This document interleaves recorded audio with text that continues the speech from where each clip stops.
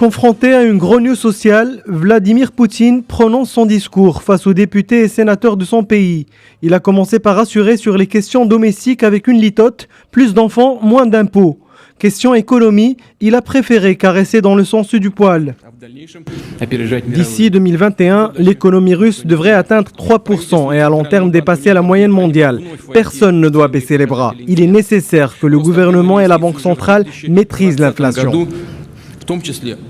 Dans le lexique du hard power et après s'être félicité sur ses avancées militaires, les nouveaux missiles développés par Moscou, Vladimir Poutine hausse le ton contre la politique de Donald Trump. Laissons la confrontation pour une puissance globale comme les États-Unis. Il me semble que nos partenaires ne savent pas comment et à quel point et vers où le monde est en train de s'orienter. Ils continuent de prôner des politiques destructives et évidemment fausses. Cela va à l'encontre de l'Amérique elle-même, mais ce n'est pas à nous de décider. Question nucléaire, Poutine accuse les États-Unis de violer eux-mêmes le traité sur les forces nucléaires à portée intermédiaire dit INF et dont ils se sont eux-mêmes retirés.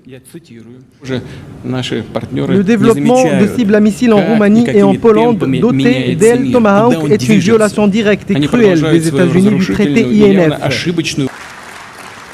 Moins d'un an après avoir été réélu pour un 4e mandat avec un score sans précédent en près de 20 ans de pouvoir, le président russe voit sa cote de confiance dégringoler à ses plus bas niveaux depuis l'annexation de la Crimée en 2014.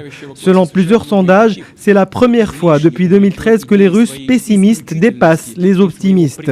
55% jugent Poutine personnellement responsable des problèmes de la Russie.